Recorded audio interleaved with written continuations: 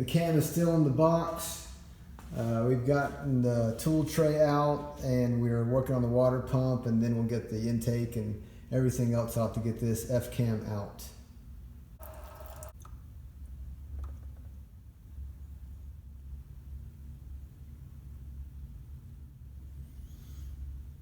The old cam is ready to come out, and we got the new cam sitting on ready. Alright, so the F-cam's getting ready to go into hibernation. We got the new XE274HR up in this mug, but it is the school night, and with any luck I'm going to be in the principal's office tomorrow, so I'm going to call it quits and we'll start this tomorrow morning, or well, after work. Good night, little tyke. See you later, carburetor. All right, good morning. Actually, it's evening again. Got the timing chain on, new one, and it's got a little bit more slop than I'm used to seeing well, even in used ones. So I went to AutoZone and got another one. So we'll throw that one on, and then hopefully get the timing cover or water pump put back on. All right, much better. Whenever I put the preload down, I like to take all the little Allen jam nuts, whatever you call them, and put them flush with the nut.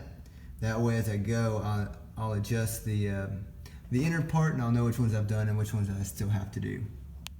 I was watching one of David's videos on his channel, FXRS Driver, and he mentioned notching out this little area, and it definitely helps for getting all the ports lined up.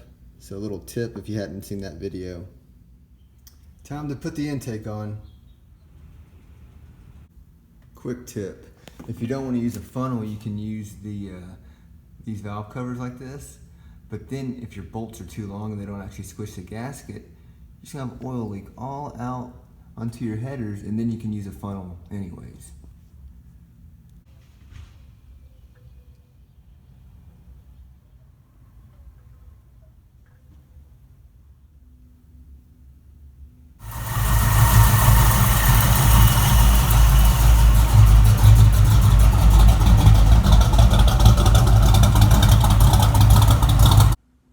Okay, so we're going to wrap this video up, and I do apologize because I'm wrapping this up before I got the car perfectly dialed in.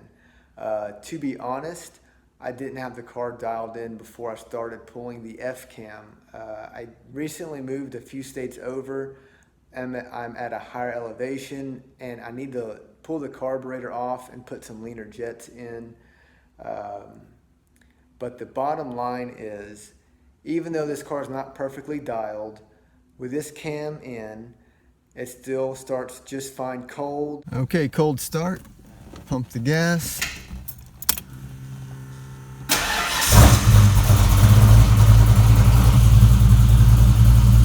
It starts hot. All right, now we'll do a hot start.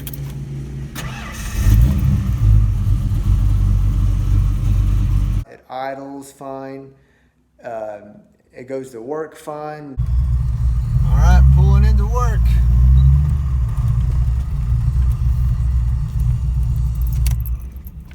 I'm kidding. If I worked at the JY, my checks would be in the negatives. Been to the grocery store. It does good. There's still more in it. And the reason sorry if I'm jumping all over the place. The reason I decided to go with this cam, so I have a couple extra dollars in my pocket, and I'm talking to my brother Richard about what I could do. And he mentioned this comp cam that Richard Holdener did a video on, and he was singing the praises of it. So I decided to buy it, and so far it seems great.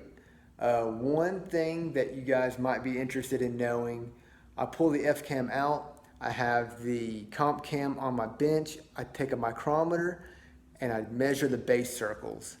And what do you know? There is 60 thousandths of an inch difference. The comp cam is smaller on the base circle. So I was a little bit stressed out by that.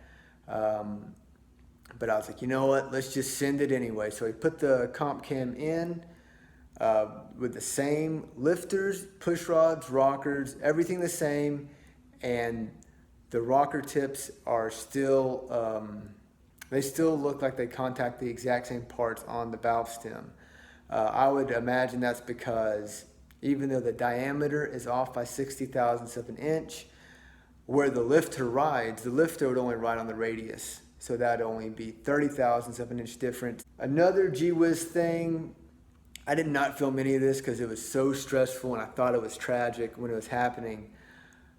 Right after I put this cam in, I'm driving, I'm getting on it, and then I look over, no oil pressure. So I shut this thing off, call a tow truck, get it towed home, and my dad was saying that he did not think it was an oil pump, and he was actually right. Well, not actually, he's typically right.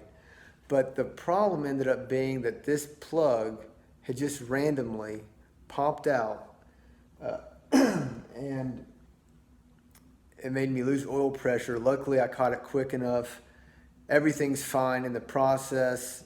I was actually changing the oil pump. I got everything set up to change the oil pump, and I was able to check the mains and the rods. Everything looked happy, and then I found that plug sitting in the oil pan. So that's whenever I changed it, and everything's good. But I had to pull the timing cover back off. It was a little bit extra, but we're good now. And if there's anything else I'm missing, I'll try to put it in the description. But overall, I'm really psyched with this camshaft choice. Please, if you have any questions, let us know and we'll get back with you. And I'll catch you next time.